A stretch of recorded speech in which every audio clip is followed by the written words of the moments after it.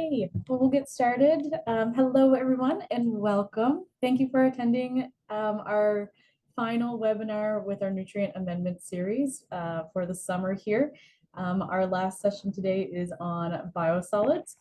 Just a reminder that this will be recorded, and we will be having all of these recordings available hopefully within the next 6 weeks or so. We just have to do a little bit of probably some editing, and then we'll have them uploaded to our On-Farm Climate Action Fund website. So stay tuned for those.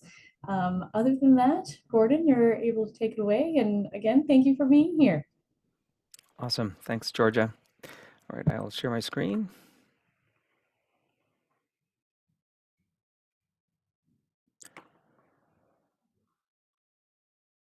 Just wait till that. All right, it should be in full screen. You're good to go. Awesome. Welcome, everyone. Good evening. This is my last talk on for this series, and the topic today is understanding biosolids as soil amendments. As I mentioned before, it's the last one of the last of four webinars that I've given related to soil amendments, management considerations around soil amendments, and this particular soil amendment I'm going to be speaking on today is possibly one of the more contentious ones historically, and still continues to be. And I'll talk a little bit around what makes this particular material somewhat contentious. So we'll jump right into it. As I've shown before, agricultural systems, forestry systems, and urban systems have become quite interconnected. We've got large distributions of natural landscapes, managed landscapes that are getting converted into more centralized urban areas, and those urban areas are interfacing with our agricultural systems quite closely. In particular, cities are producing and centralizing and producing a large amount of wastewater, and from that wastewater that's collected, there are solids that are collected, and those solids will often make their way into our agricultural systems and our forestry systems. And so that's the focus of today's talk. I want to start with a little bit of the terminology associated with biosolids in particular. But biosolids really starts from sewage solids, and these are the solids that are separated from wastewater treatment at municipal wastewater treatment facilities. You'll also see the sewage solids being referred to as sewage sludge. Biosolids, on the other hand, is really an indicator of treatment, and specifically, it's an indicator of treatment that sewage solids may undergo, whether it's physical or chemical treatment, and in generally they're focused on generating a product, biosolids, that will meet local regulatory requirements for use as a soil amendment. Some of these treatment approaches may include alkaline treatment, and that's where the organic matter or the sewage solids will undergo a significant pH adjustment up to pH of 12, using admixtures such as lime, quicklime, cement kiln dust, or other alkaline agents in order to reduce or destroy the pathogenic organisms that may be present. Anaerobic digestion, this may be a secondary approach to extracting some additional energy resource associated with the sewage solids.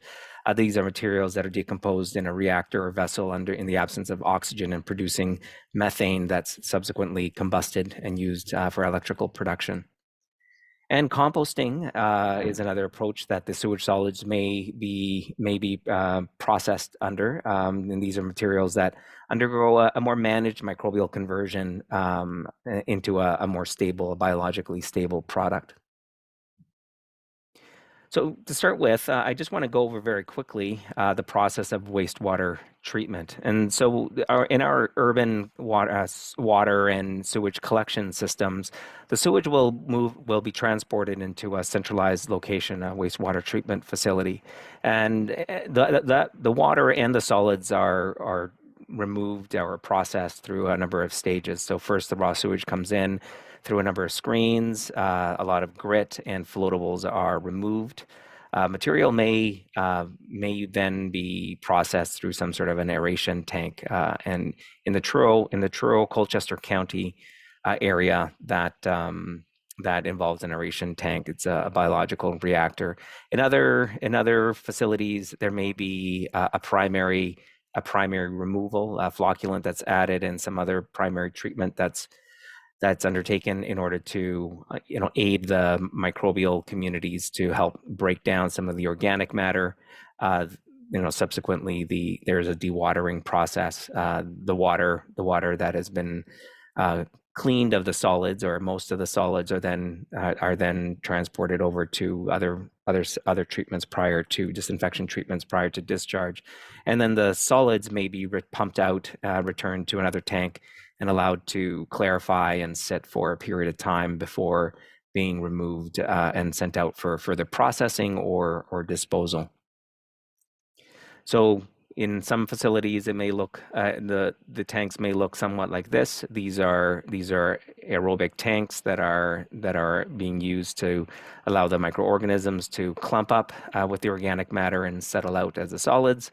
And then ultimately, the solids are removed, and they may undergo a number of different types of water solid separation processes before being taken for further treatment into some type of a biosolid. In some facilities, there may be additional processing, and so the sludge may undergo some type of digestion or drying. There may be the removal of the gas in order to convert into electricity. But these systems tend to be for much larger volume, larger quantity urban centers. This is a slightly older map, but I wanted to highlight that not that long ago, about 75 to 100% of large portions of Nova Scotia and into New Brunswick were underserved with respect to sewage treatment. It's only really been the last 20 years where a larger proportion of wastewater treatment facilities have been installed and are in place for some of our denser urban areas in our province. Here's a map of the distribution of wastewater systems across Canada. This is a little bit old. It's maybe about 7 years old now. And you can see that a lot of the systems are, the blue are mechanical systems. There are some lagoon settling systems. And then we still have a large number of spotted areas in red where there's still no treatment that exists for any kind of sewage. So ultimately, the sewage solids, after some type of treatment, are generically termed a biosolid, and they'll look quite different from each other. If it's coming out of an anaerobic system, it may be very liquid, as in the top left. If it's coming out of some additional composting or dewatered system, they may look like some of the other different forms that you see here. So some of the considerations for using biosolids include the classification of the biosolids, the category, class that they are designated, either class A or B. There are also a higher class called exceptional quality biosolids. The composition will be related to the type of processing used to generate the biosolid. Potential benefits for that material as a soil amendment, and of course the potential contaminants. And so certainly these types of materials carry a significant amount of the baggage associated with the urban areas and our own consumer habits. And so many of these chemicals that are entering into the sewer system and subsequently concentrating in the solids can potentially become contaminants in the environment if they are not monitored or managed carefully. So I wanted to go over some of the classification criteria for biosolids.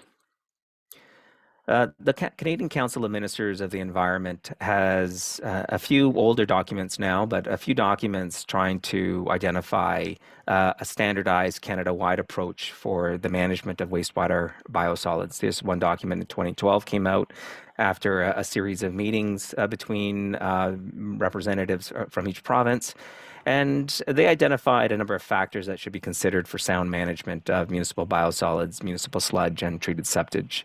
And these were, but not limited to, but these were characteristics. So these are the nutrient content, organic matter, trace metals, and pathogens. The utility of the material, so its utility as a nutrient source, as a soil amendment, as a conditioner, or for its energy value.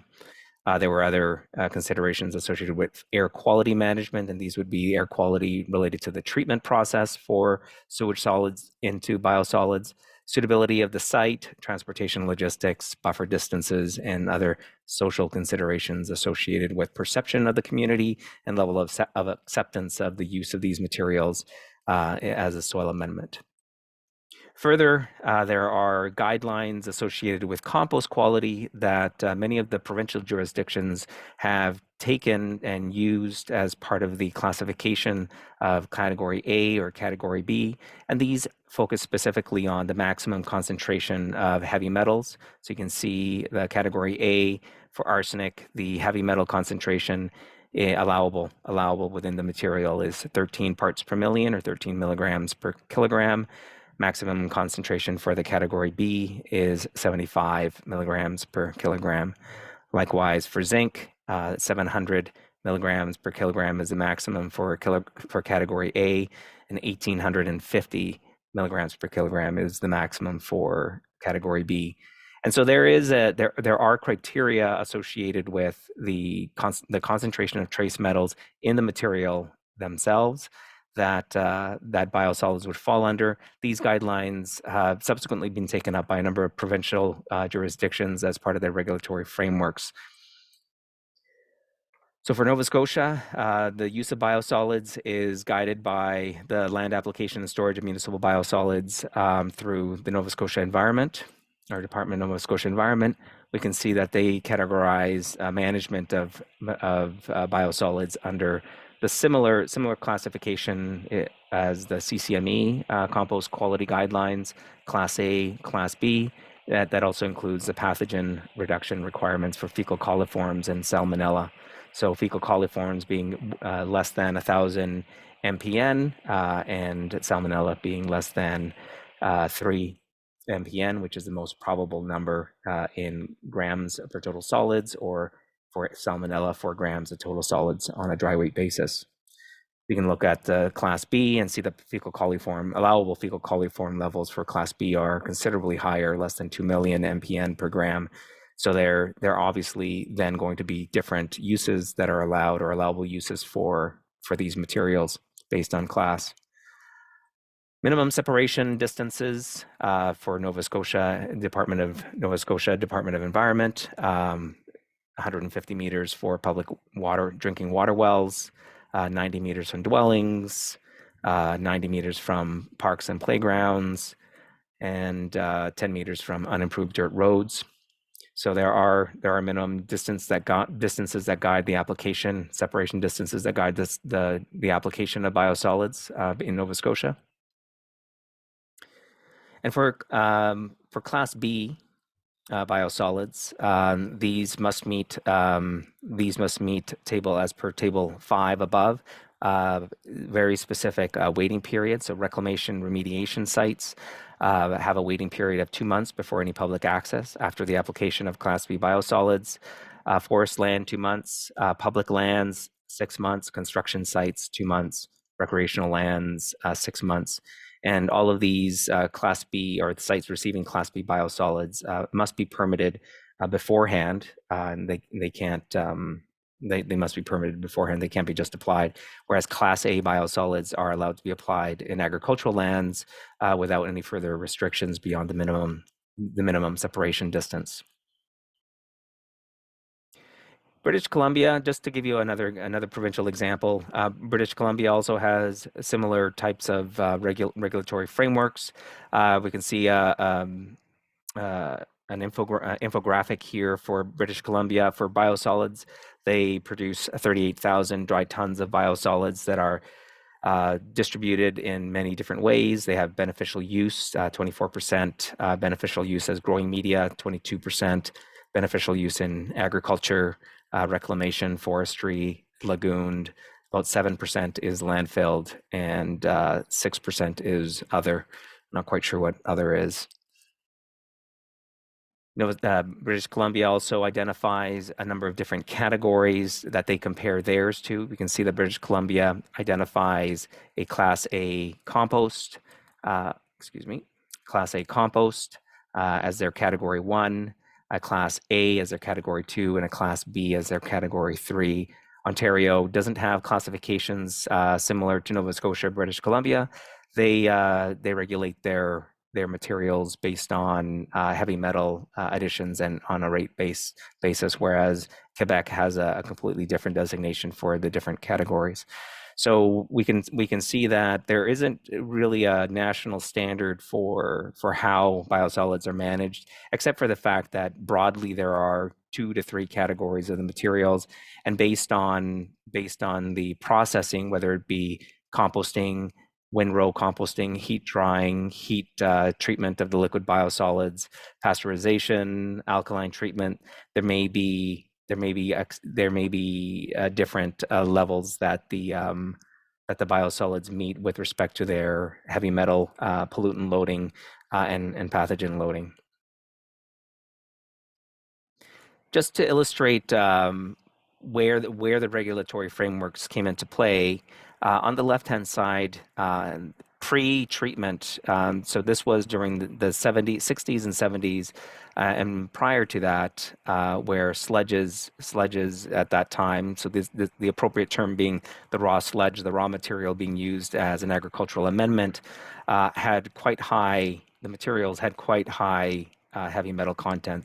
In particular, you can see copper and chromium and cadmium concentrations in 1976 were quite high in sledges that were surveyed. Post the mid 1980s, regulatory framework started to come into play. By 1990, when the sledges were surveyed again, those concentrations of the metals had come down considerably. In the case of chromium, had come down about more than one order of magnitude, and with copper by around half. And so we see that there's a transition over time with the regulatory framework to a set of thresholds, allowable thresholds for Class A materials. And I wanted to put a cow manure as a comparison for some of these different metals. That cow manures that we may apply typically to a pasture system 2, maybe 3 times a year, may contain some heavy metals that are slightly above the threshold, but certainly at the rates of application might accumulate over time. So regardless of the source of the material as a soil amendment, these are still things that we need to keep in mind, that the rate of application, the use of the material, the nature of the environment that we're applying it to has to be taken into consideration, not just the source, whether it's a human source or an animal source or plant source. So in terms of the amount of biosolids, the data's incredibly difficult to track down in terms of total amounts. This data here is, as you can see, is from the year 2000.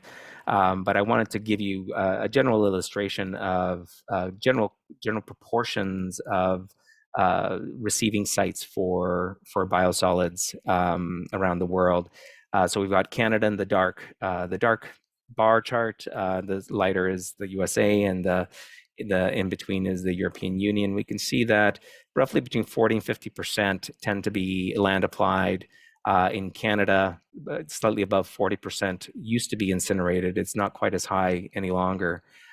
Smaller proportions are landfilled, and we are seeing these distributions shifting towards more land application in the last 20 or so years, just because of the cost to incinerate and the move away from landfilling. If we look at the cost to the total wastewater treatment processes attributable to the treatment of the sludge into biosolids, we can see that the cost is not insignificant, upwards of 50% of the operational cost to treat the sewage solids into a biosolid. That doesn't necessarily include the then transport of those biosolids into agricultural settings. And if we were to look at the estimated percentage of agricultural areas that were in different countries that apply this treated wastewater sludge, we can see that the proportion of agricultural land required, in the case of, say, Germany is about 2%, United States is 0.3%, is relatively low in countries that have slightly larger land base. So what about biosolids composition and use? Well, the reason that biosolids are in the conversation as a soil amendment isn't just the quantity that are produced and the regularity of that production. It's that these materials have nutrients, that they have micronutrients that are of use within our agricultural and forestry systems. We can see benchmark sludge. So this is the idealized sludge, might have a nitrogen content, total nitrogen content of 3.5%, with phosphate at 3.5% and potassium, potash at 0.2. But there is an extremely wide range of variability amongst different types of biosolids. Again, the treatment process plays a pretty significant role in the range that we see for nitrogen, phosphorus, and potassium. For instance, another publication. This is from the Potash Development Association.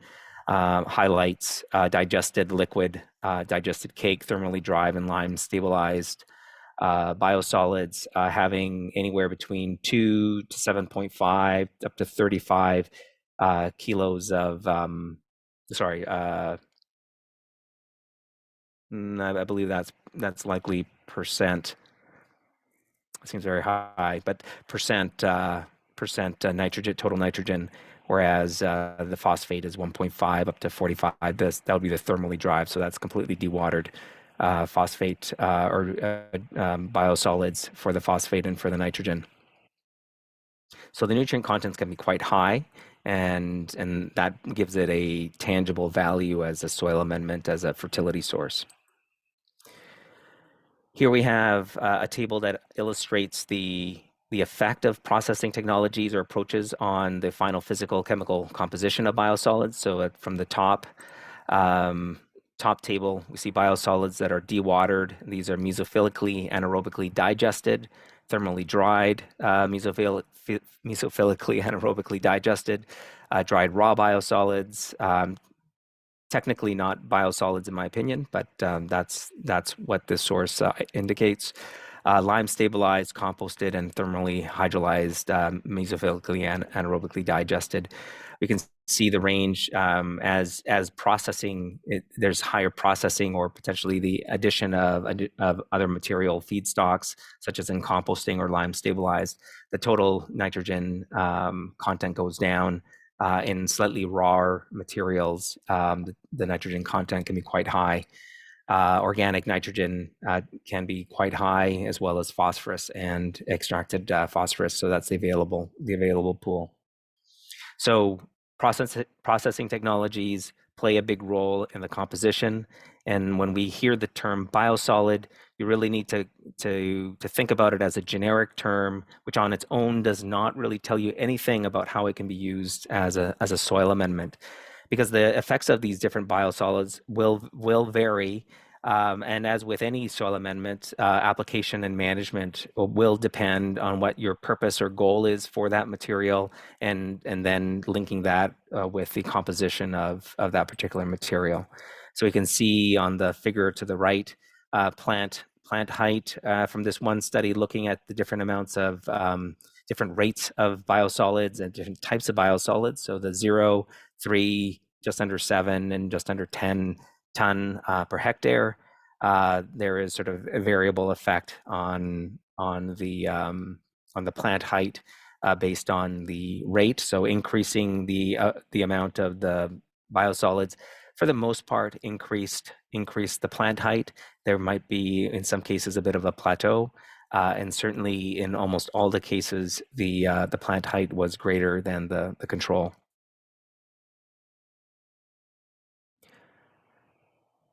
And again, another illustration where biosolid composition plays a fairly significant role in affecting soil properties such as organic matter, organic carbon contents. So in this particular study that I'm highlighting, there was a 20 years of additions of 3 different types of digested sludge cake at rates of between 2.9 to 3.4 tons per hectare per year versus an untreated treatment other than with inorganic fertilizers. We can see that organic matter content of the 3 different biosolid digested sludge cakes were about 32.8, 33, and 11.9 tons per hectare. Those were the annual average sort of annual additions. And on the figure just below, you can see that at these different sites, the two biosolids digested sludge cakes that had the highest organic matter content, for the most part, had the highest soil organic matter contents when measured using loss on ignition. So over a long period of time, the nature, the composition of the biosolid can play a role in changing the nature and the composition of the soil that's receiving that amendment. And that'd be true for any amendment, regardless of what its source was. So there are benefits to agriculture and to society for resource recovery, for economic purposes, economic savings, economic efficiency, addition of soil organic matter, recovery of nitrogen and phosphorus that are going into the sewerage system and that might otherwise go to a landfill rather than going back into a managed landscape. And there are certainly benefits towards improving soil structure and to some extent improving soil health, at least soil health properties that we're measuring. So what research has been conducted in Nova Scotia? My research program has been evaluating the specific type of biosolids generated in our province. It's an alkaline treated biosolid. This biosolid originates from the sewerage collection, the wastewater treatment collection of solids through the Halifax region. We've been applying materials both annually and as a one-time application at a range of different rates since 2008 to present at a research site near our campus. This is what the material looks like, and we are applying it to, you can see a small crew of graduate of very enthusiastic, maybe not as enthusiastic summer students, enthusiastic graduate students applying it to research plots. This particular material, it's called Enviro.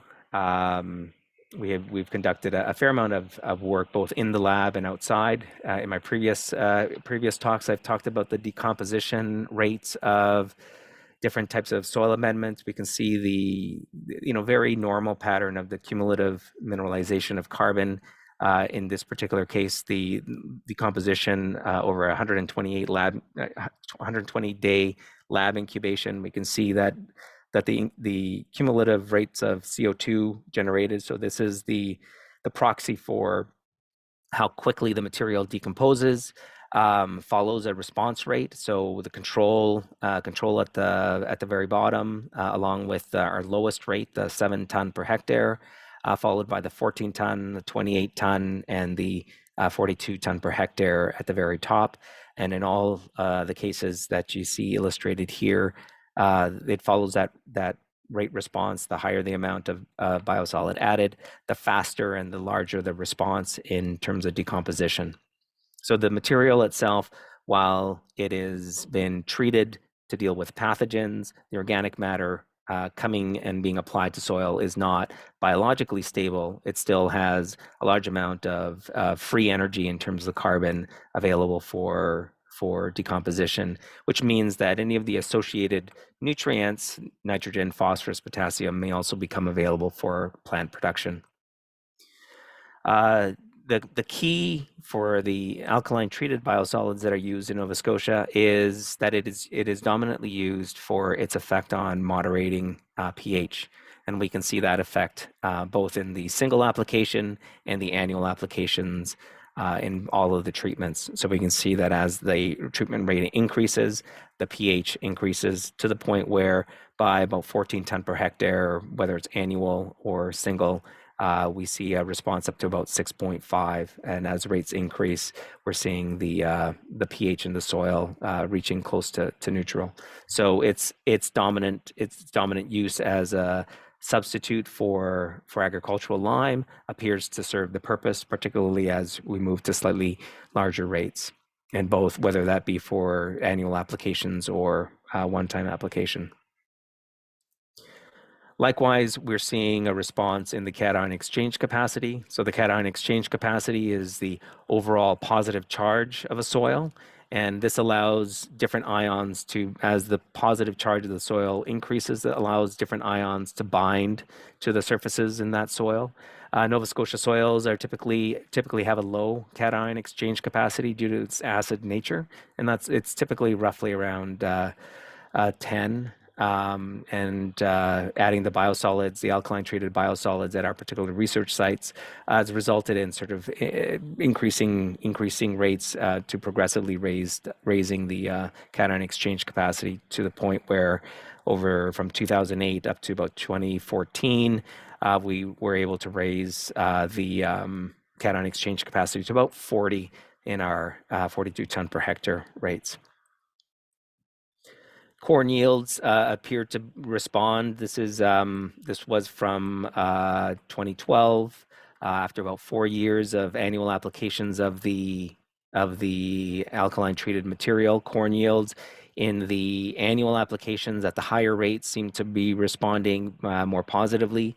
The one-time application in 2008 appears to have gone back to background level, relative to its capacity to have decomposed and provided nutrients, and particularly nitrogen for corn production. Likewise, in the subsequent year, in 2013, when we shifted over to barley, we see a rate response in the annual applications of the biosolids at a little bit around 7 up to 42 ton per hectare. Again, these were not the higher rates are not being recommended. Just to be clear, being recommended as agronomic rates to be applied annually. This is just the particular research site that we have, which is focused on impact of intensity and higher rates on changing the nature and dynamic of that particular managed system. We're trying to accelerate application time through the higher rates of application on a higher frequency to see how that impacts the overall ecosystem.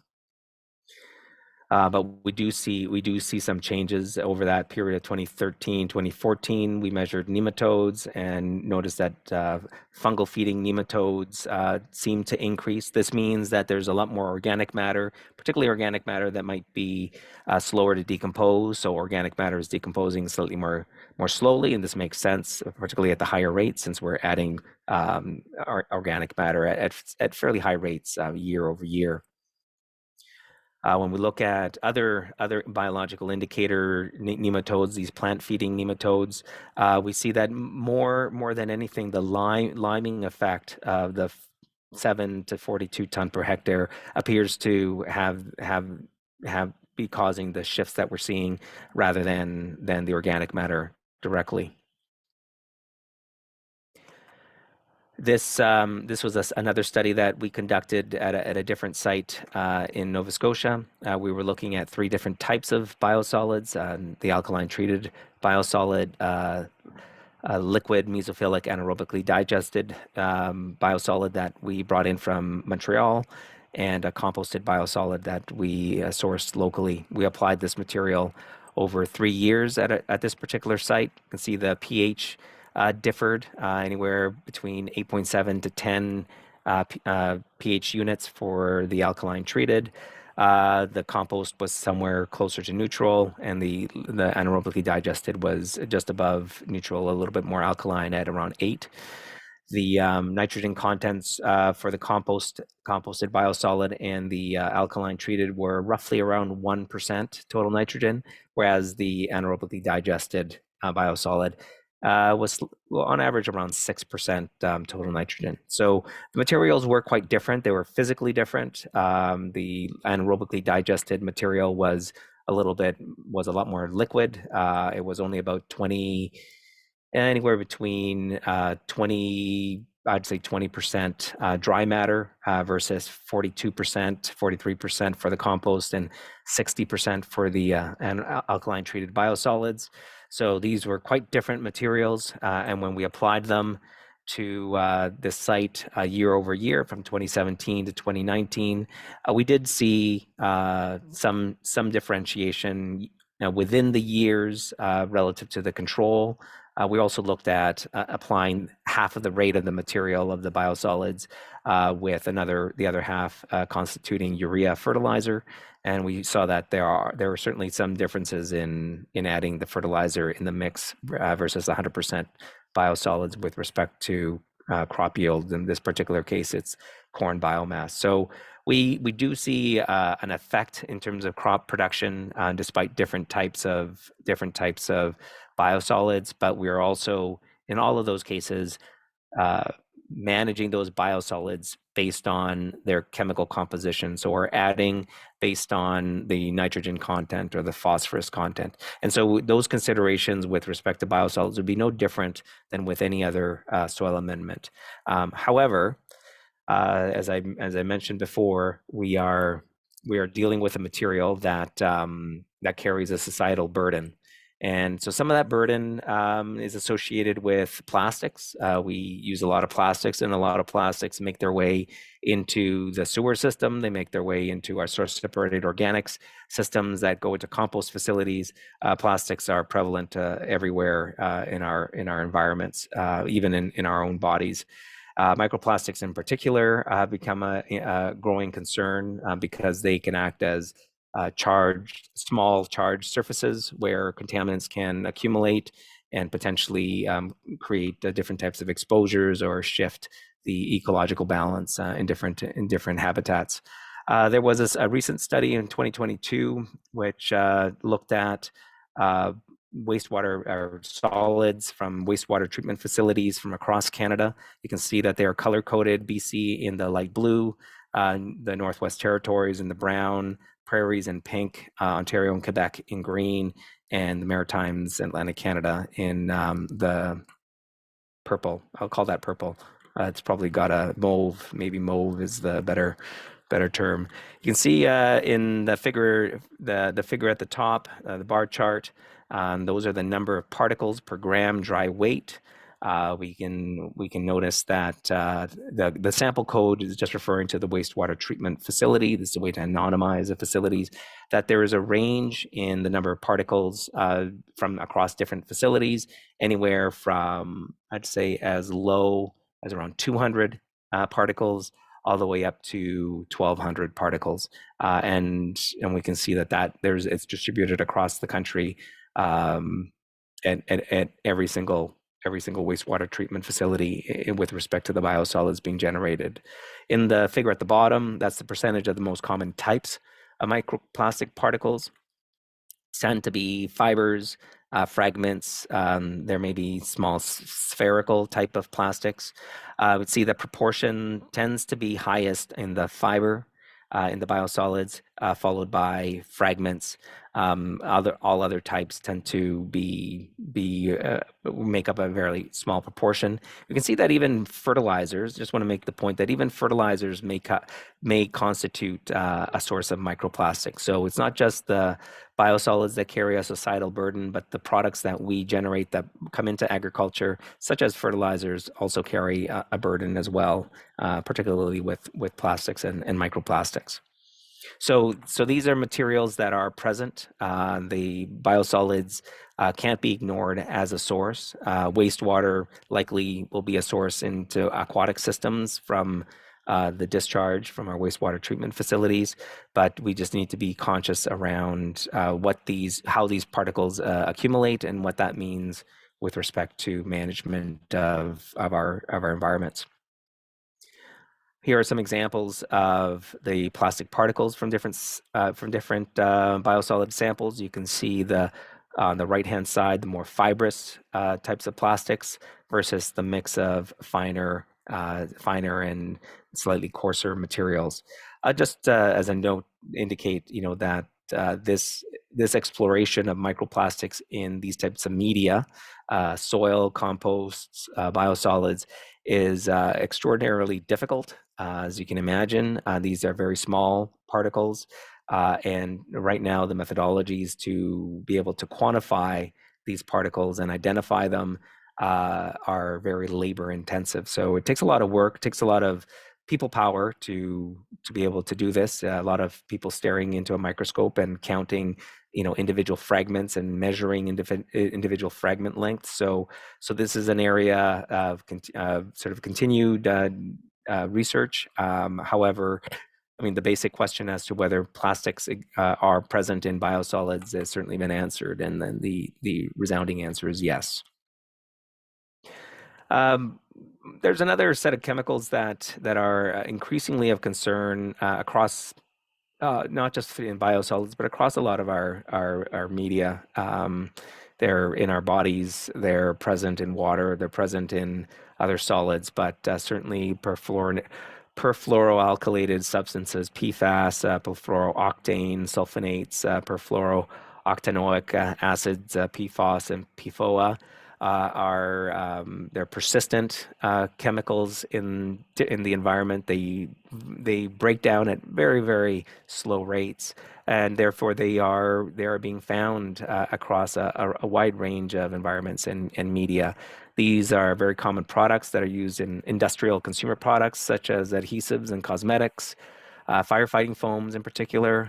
They're in a lot of water and stain and oil repellent coatings for fabrics and papers. And at high concentrations, they certainly in the lab, they've been found to have effects on liver and neurological functioning. So we don't want these chemicals to be accumulating in the environment.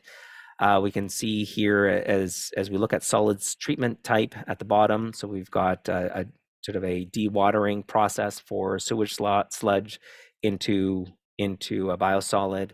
Alkaline treatment is the AS.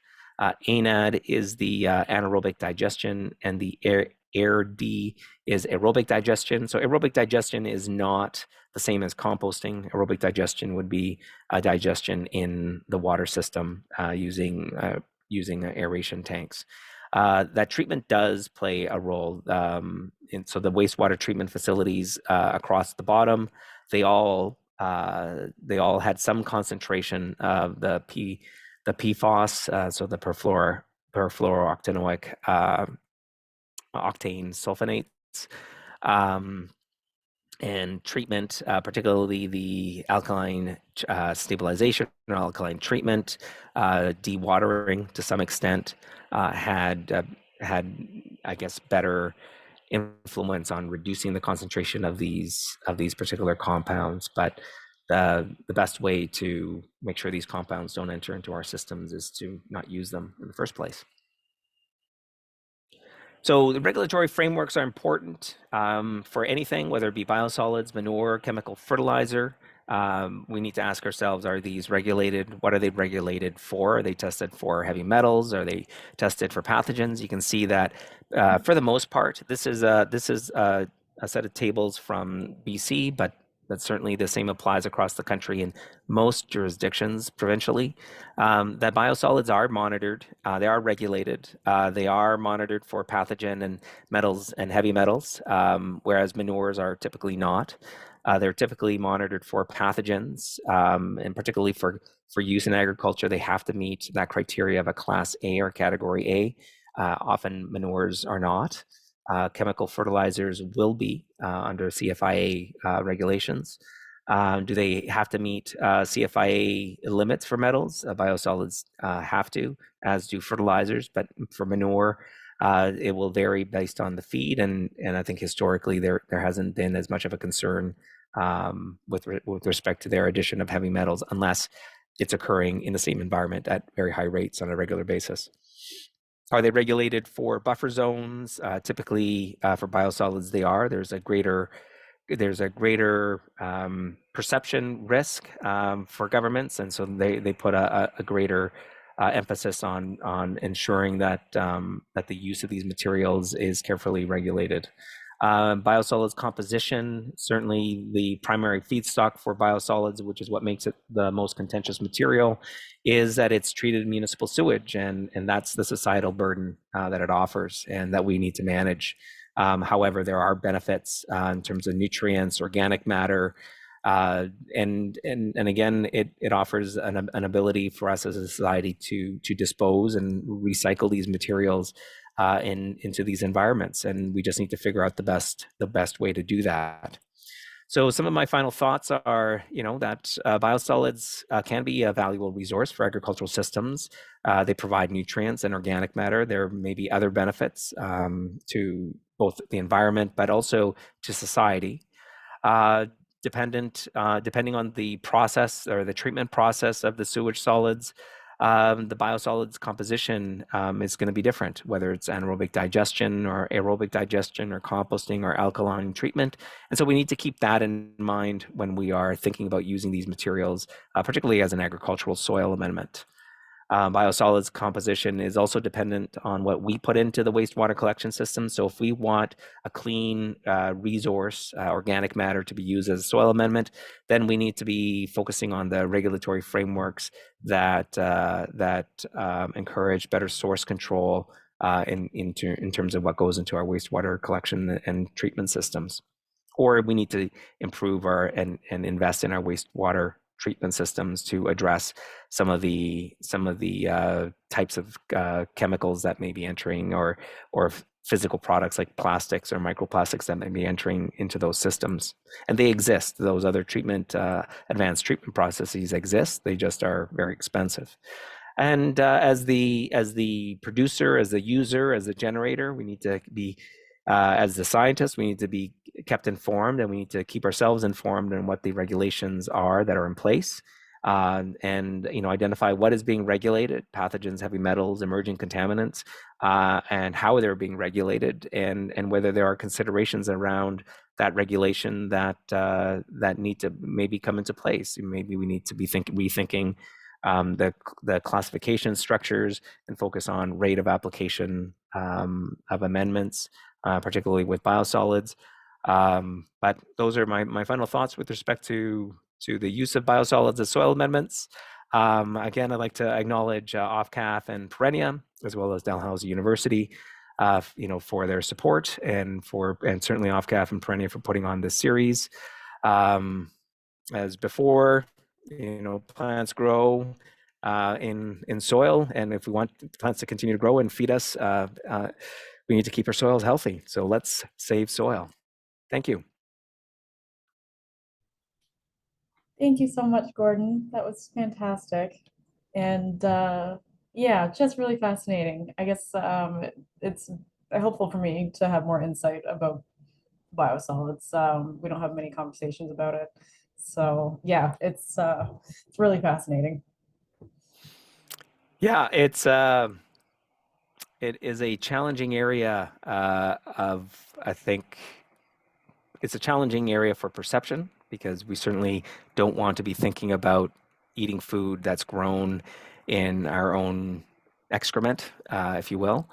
But the reality is that at this particular point in time, most of our soils have received some organism's excrement, whether it be animal, insect, or ours. And what we want to be, I think, particularly with biosolids, we want to start becoming a lot more conscious about the quality of what goes into these systems, just like source separated organics in our municipal composting facilities. If we don't want the final compost that we want to use in our gardens, we don't want to use in our landscapes, you don't want to, we certainly don't want to go out into an agricultural field that's producing food. If we don't want that material to have plastics, then we need to encourage people to stop putting plastics in that organics bin. And if you take a walk through a compost facility anywhere in the country, you will see a large proportion of plastics in those systems. So we need to take responsibility. It's a social responsibility, whether it's for organic separation or what we flush down the toilet, what we allow to be processed in our wastewater treatment facilities, and that then plays a big role in what what the composition of, particularly of contaminants, are going to be for biosolids. It must be so challenging to regulate and to monitor and manage, well, anything to do with the societal responsibility, I guess. But is there any countries or examples that you could mention that are, doing the more stricter management in terms of separation? For sewage into biosolids. Yeah, and I guess from I guess our perspective too, like from our responsibility as the consumer and original separators of our garbage. Is there any I country? think there's as there's more education and certainly as there's pushback. So as particularly with biosolids is contentious because people don't want to have that perception of that type of material and the baggage that it carries going into the production of our food that we're then going to consume. And certainly, having that pushback helps regulators think about what is the current science associated with our treatment processes of the water, and then subsequently our treatment processes of the solids, and where we want those solids to go. Certainly, I see there's a comment from Joanne that in the world of horticulture, there's concern with pharmaceutical contaminants, and so the pharmaceutical. I didn't address pharmaceutical contaminants, although the PFOA, PFOS, is encompassed within that. And I have data from one of the same research sites that I was showing some of the more positive data on, data that illustrates that pharmaceuticals are present in that particular system, and certainly year over year we're seeing some of those compounds, whether they're accumulating or they are retained for a longer period of time at the moment of measurement at a particular point in time, 1 year to the next year to the next, we see an elevation in the concentration at that point in time. Now, the big question is what does that mean, right? And I remember years ago, someone was asking me about triclosan. Triclosan is a very prevalent antibacterial compound, and someone was addressing their concern to me around triclosan in a soil system that had received biosolids that was being measured in the parts per billion, I believe. But that same compound we are using to brush our teeth. If you use Colgate Total and you look at one of the ingredients is triclosan at 0.3%. So at 0.3%, so that's in the parts probably per hundreds, you are directly exposing your membrane to that compound. Whereas in the soil system, it's already been filtered down. There are organisms that are breaking that material down. The soil is a very dynamic system microbiologically, and again, I'm not trying to minimize the presence of those compounds in the soil system, because certainly it can create an ecological shift in those microbial communities. But as a function of risk and safety, if we're exposing ourselves to those compounds at much higher concentrations and very directly into our body through our toothpaste every day, once, twice, maybe 3 times a day, then the risk factors for that compound for humans directly must be relatively low. My guess is that they're much greater. Not my guess is my knowledge of triclosan, in other systems that are much more sensitive, like aquatic systems, is that as soon as they get into those systems and parts per million, they can start to create big disruptions in those ecological niches. It's, for some people, the perceptions about their own personal risk of this exposure, whereas in fact, when we're studying these compounds in soil systems or aquatic systems, is as much about the risk to destabilizing those ecological niches that haven't seen that compound before and that aren't resilient enough to manage it. And again, I'm not trying to minimize. I'm trying to identify that people raising their concerns helps us take a step back to reflect on what do we need to do, what do we need to understand better with respect to what these materials are composed of, which is why I keep emphasizing composition matters, treatment matters. So, how the material is treated. So how that raw sewage sludge, sewage solid is treated will make a difference for how some of these compounds, some of these materials are going to appear with respect to their concentration. But we need to move forward with knowledge rather than with fear, I think. Thank you. Awesome. Are there any other questions tonight, folks?